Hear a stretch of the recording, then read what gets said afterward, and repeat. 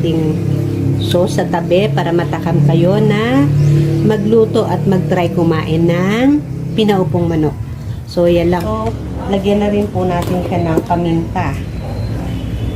Napakasimple lang po ng nito, ng proseso ng pagluluto. Hindi siya ganun kakomplikado. Unlike kung lalagyan natin ng mga seasonings, mga breadings, tapos may mga mantika, at kung ano-ano pa na pangpasarap sa manok. So, bali ito, napakasimple lang po talaga. All we need to have is yung manok natin na iluluto, asin at saka paminta. Hindi siya maglalasang maalat. Since yung asin po natin, ang purpose kung bakit meron siyang asin, yan po yung magiging isang paraan kung paano siya lulutuin. Ayan. Ilagay na po ulit natin ito. Ayan. Isasahig lang po natin para hindi sumayad yung ating ilulutong manok sa asin or sa palayok, para hindi siya mag-cause ng pagkasunog. Pag na-touch po kasi ng either part ng manok ang ating asin or ang palayok, ang tendency niya po ay masusunog.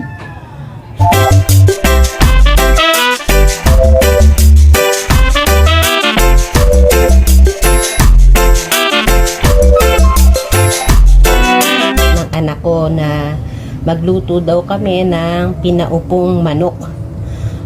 Medyo kasi kumbaga kung kakain tayo sa labas, karaniwan makakain natin mga fried chicken na covered siya talaga ng mga breadcrumbs at saka masyadong mamantikang mga pagkain.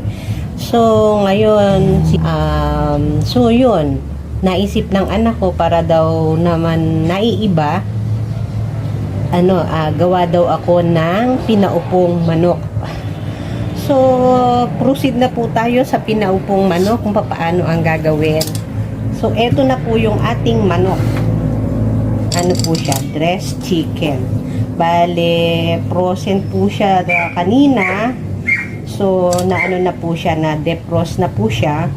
At napatiktik ko na rin yung excess water sa kanya. Kasi kung may excess water siya, mababasa yung ating asin na ilalagay sa ating lutuan. So, hindi magiging maganda yung outcome. So, na-drain na po natin ang tubig niya. So, ayan, sa nakikita nyo, nakaupo na po yung manok. Lalagyan po natin ng asin. Ang body niya, irarab natin ng asin. Ayan, ganyan po. Para tayong nagmamasahe ng tao. Ayan. Ito, instead na tao, manok. Atin pong irab ang katawan niya ng asin. Later, lalagyan din po natin to ng paminta. Lagyan din natin ng konti sa loob. Ayan. Just to, just to have some salty flavor. Yung ating pinaupong manok. Ayan. So, lagyan na rin po natin siya ng paminta. Napakasimple lang po ng nito, ng proseso ng pagluluto. Hindi siya ganun kakomplikado. Unlike kung lalagyan natin ng mga seasonings, mga breadings, tapos may mga mantika, at kung ano-ano pa na pangpasarap sa manok. So, bali ito, napakasimple lang po talaga. All we need to have is yung manok natin na iluluto, asin at saka paminta, at saka yung ating lutuan. Both yung kung pwede natin gamitin is palayok, or kung meron tayong kalderong sira na butas na, pwede siya gamitin. Anyway, hindi naman po siya lalagyan ng liquid kasi nga po siya ay lulutuin natin sa asin. So, eto na po yung manok natin. Ayan, iset aside po muna natin siya na nakaupo. Ayan, ganyan na ganyan din po yung forma niya mamaya. Parang senyorito sa ating palayok. So, eto po yung ating palayok ngayon. Ayan, meron po, kalimutan ko ang asin na pinaka-importante sa lahat. po yung asin natin. Marami pong asin ang kailangan. So, may tubig pa pala siya sa loob na konti. Alisin natin. So, eto, ilagay natin itong ganitong karaming asin. Eto po, kahit napakarami ng asin na inilagay natin, hindi siya maglalasang maalat. Since yung asin po natin, ang purpose kung bakit meron siyang asin, yan po yung magiging isang paraan kung paano siya lulutuin. Ayan. Ilagay na po ulit natin ito. Ayan. Isasahig lang po natin para hindi sumayad yung ating ilulutong manok sa asin or sa palayok para hindi siya mag-cause ng pagkasunog. Pag na-touch po kasi ng either part ng manok ang ating asin or ang palayok, ang tendency niya po ay masusunog. So, be very careful po tayo paglalagay ng ating ano. Anyway, eto na po, ilalagay na po natin yung ating manok.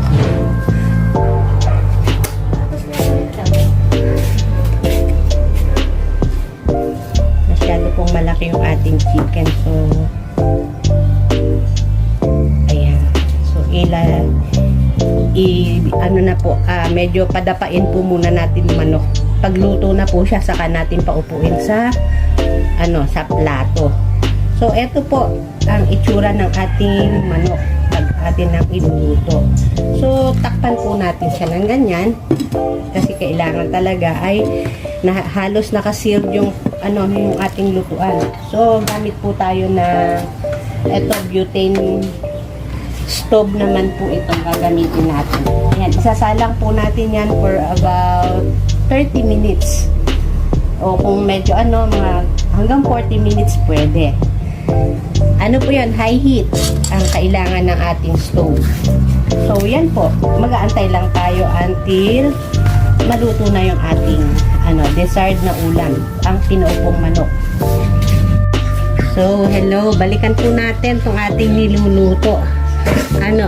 Hindi pa siya nakaka 30 minutes pero bisitahin natin kung ano na itsura ng ating pinaupong manok. So, ayan na po ang itsura niya ngayon.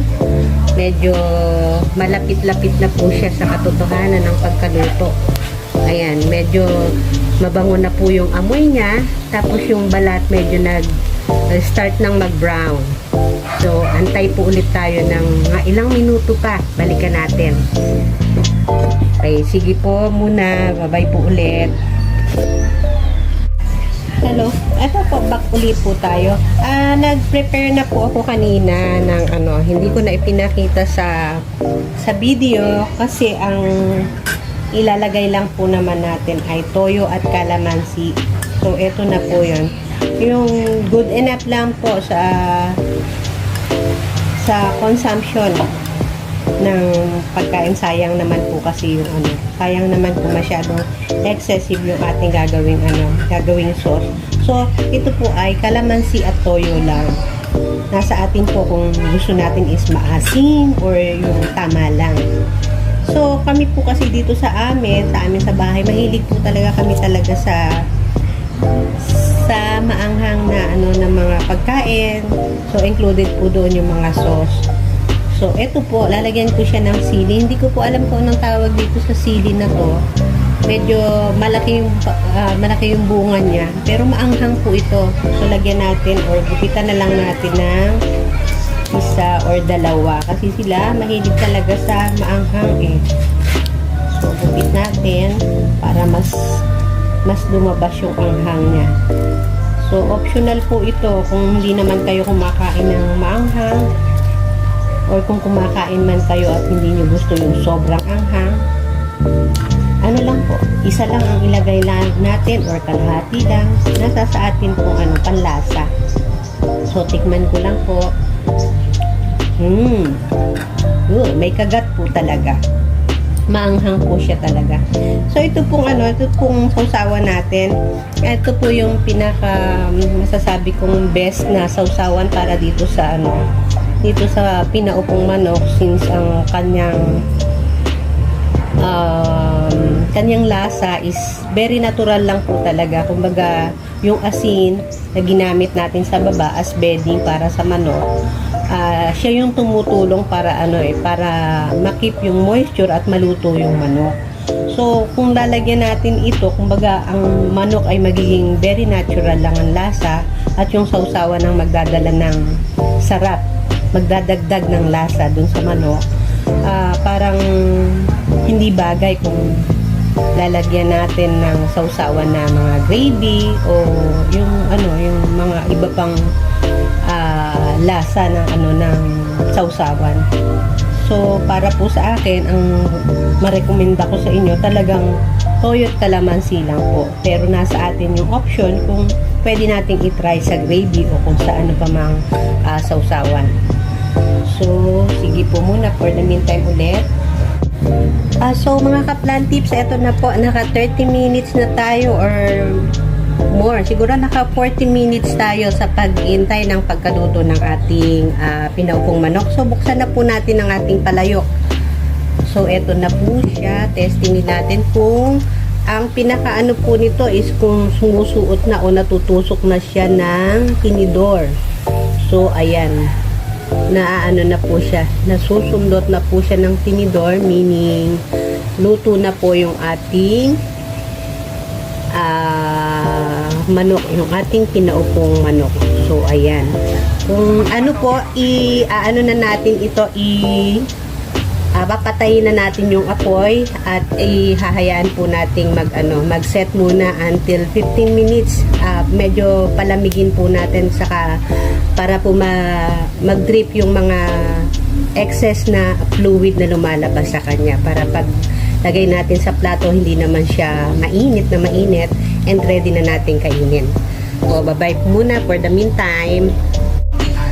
So, mga kaplan tips, eto na po ang resulta ng ating pinaupong manok. Hindi ko po siya napaupo doon sa palayok kasi malaki pa lang masyado yung chicken. So, nangyari nakadapa siya. Pero yung way of cooking po ay yun po yung proseso ng pinaupong manok. So, ngayon, eto po siya, hindi pa rin siya pinaupo. Nakahiga po siya. Pero yung lasa po niyan at saka yung proseso ng luto, siya po talaga. O, ayan, parang po talaga, Tagalog na Tagalog. Ibig ko po sabihin, dun sa siya, it is very much similar doon sa pagluluto ng pinaupong manok. So, yan po yung ating finished product. So, ilagay ko lang po dito yung ating sauce sa tabi para matakam kayo na magluto at mag-try kumain ng pinaupong manok. So, yan.